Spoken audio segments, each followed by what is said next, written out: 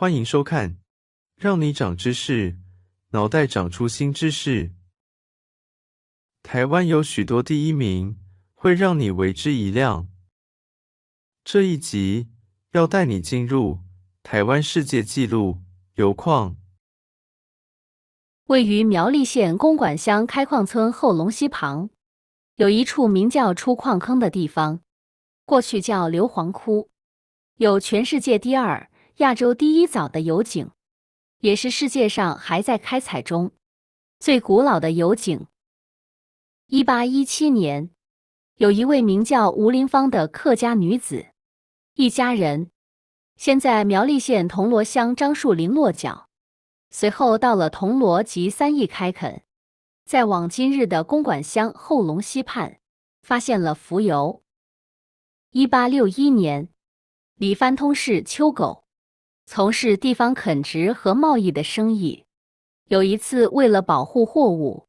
与地方的恶霸发生冲突，一个不小心成为了杀人通缉犯，为了躲避朝廷的追缉，于是隐姓埋名，放弃了开垦的事业。正当他要走投无路时，在后龙溪南岸竟然发现石油的源头，于是挖了一口3米深的井，也就是台湾第1口油井，每天约可汲取40余斤石油来贩售。过了几年，再将油井卖给了打响台湾乌龙茶名号的英国商人约翰陶德，就这样成为台湾油矿业的开端。1871年，清朝政府一直在追缉的犯人邱狗，终于在这年就地正法了。这时也将正在开采的油井给强迫中断了。1877年，担任福建巡抚的丁日昌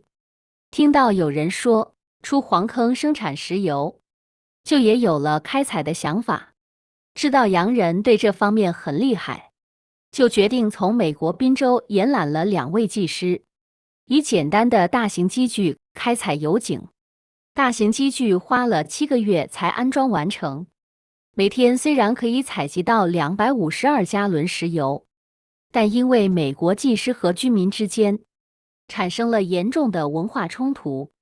因此在《石围墙越级通鉴》中有记载，对洋人样子的描述：每要入狱，在房间就卸下衣服，裸体通过庙门，独会圣神，不知廉耻，其生活之奢华，举动之肆傲。但洋人也有在日记中描述当地人官僚怠慢，工人懒惰，待遇不佳，食物不适，原住民还经常出草杀人。就因为这样，隔年1878年，2位洋人就不愿意继续在台湾工作，回去了自己的国家美国了。1887年，首任台湾巡抚刘铭传在苗栗设立煤油局，重新于当地采油，前后共钻了5口井，也将硫磺窟改称为现今的名称出矿坑。但因为技术不足，所以收入经常不敷成本支出。1891年，刘铭传卸任后，无意持续开采的继任巡抚邵友莲废弃了煤油局。从此以后，公馆乡的爱永秋玉向官府租得掘采的旧地，由弃矿之权再授予苗栗、后龙一带的居民。1895年，因为马关条约，台湾割让给日本后，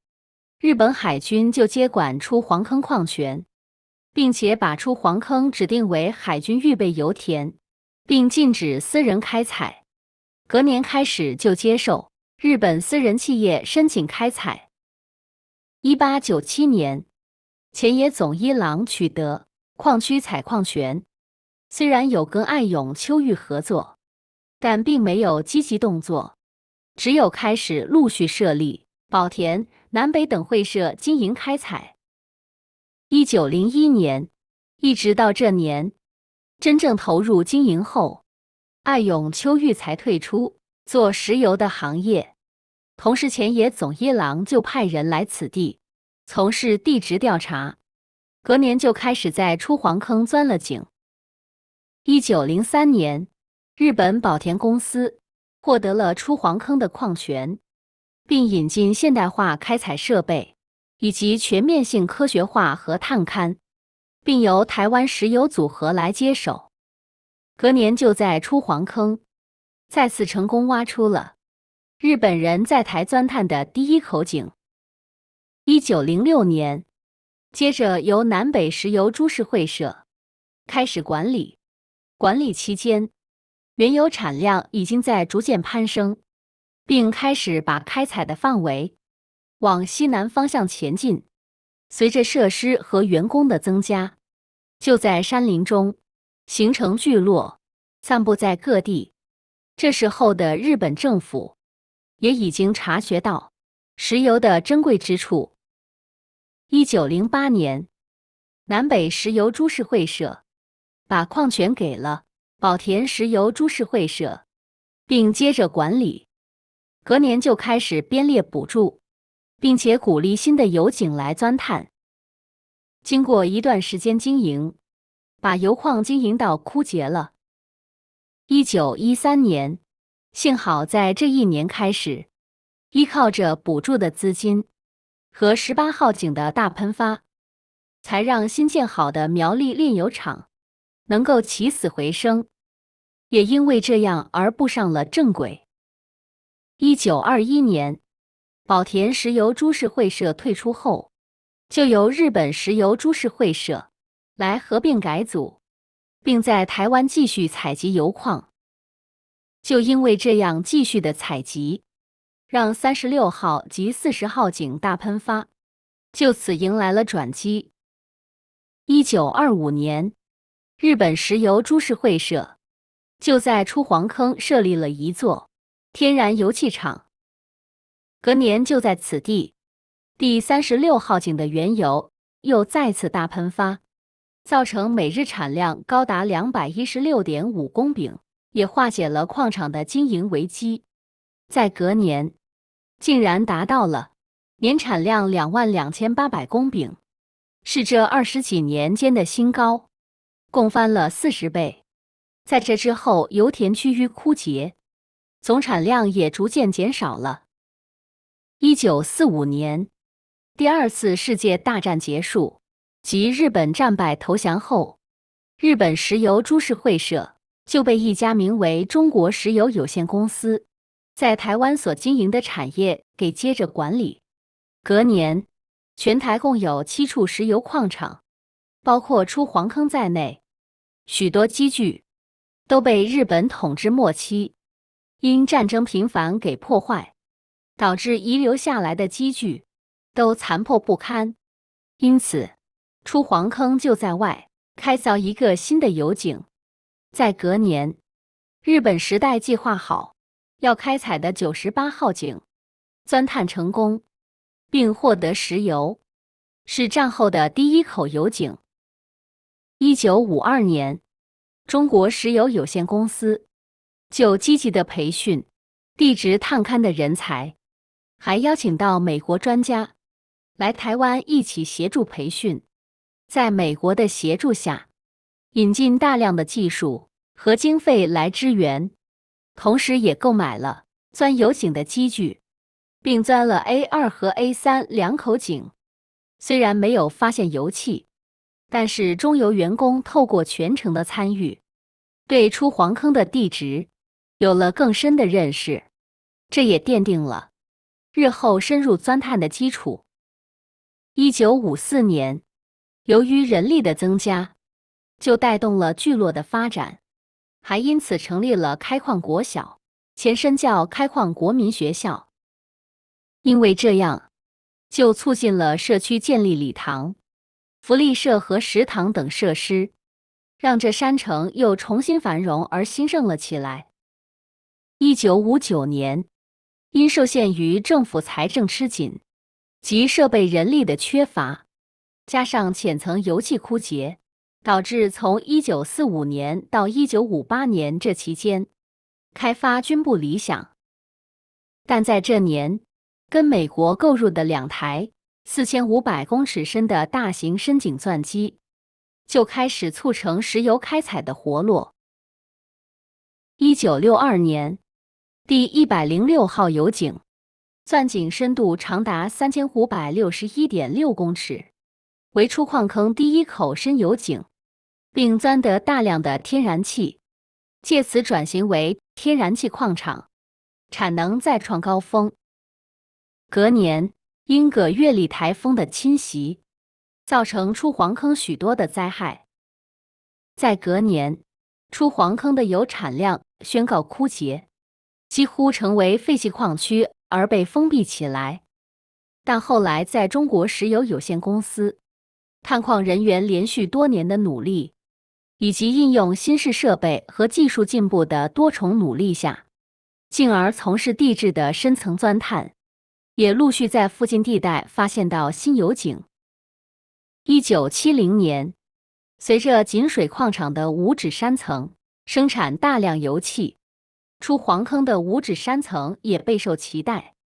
但因为矿场转型，不再依赖大量人力钻采，导致出黄坑员工迁移或调至其他单位，聚落因此才逐渐没落。隔年，出黄坑110号井在断层东侧高区开钻，井深3792公尺，成功在五指山层内发现第11至13层油气层，并以双层采收方式完工。此后，出黄坑矿场积极钻探深部的木山层与五指山层。1980年，这期间陆续钻凿111至124号井，除了117号井，其余的油井都获得大量油气，将出黄坑油气田的生产再次推上高峰。隔年，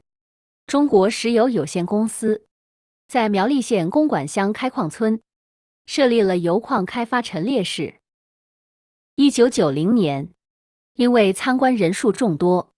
导致室内空间不足，所以才决定在离原本设立的地点不远处，也就是在走路不到3分钟的地方，建立了新的一座介绍油矿的馆，就也把原本的名称改为台湾油矿陈列馆。2009年，在出黄坑又有钻凿出新的油井，编号为第145号油井。然而这时候的工人就开始下钻到预定的深度3800公尺。工人这时又发现到有11层是未曾被采掘过的含油气层，经过工人的计算后，预计可以掘采的天然气资源量逾10亿立方公尺。这时的苗栗县政府发现到，可以作为观光景点，又可以把苗栗出黄坑矿业给保存起来，所以就与台湾中油公司共同签订苗栗县出黄坑老油田文化园区保存活化计划合作意向书。签订隔年，在出黄坑145、146、147号井陆续钻探成功。2012年，145、146、147号井开始生产天然气，预估每日产量可达10万立方公尺，相当于53座50公尺长的游泳池，这样可持续生产约20年之久。2019到2020年，苗栗县政府文化观光局完成了出黄坑矿业历史现场活化发展计划，也完成了文化景观区内的舞东历史建筑修复工作，北寮旧办公室旧重机具维修库，以及4、6、8号宿舍。隔年，在获得中央补助新台币9300万元下，执行了再造历史现场 2.0 苗栗出黄坑油矿历史现场再现计划，预计投入2063万元，进行出黄坑北寮文化景观区域之修复。看完台湾第一和亚洲第一早的油井，是不是对这集介绍内容更加的了解了呢？下一集要介绍的第一是什么呢？持续锁定让你长知识频道，台湾第一系列，我们下集见，拜拜。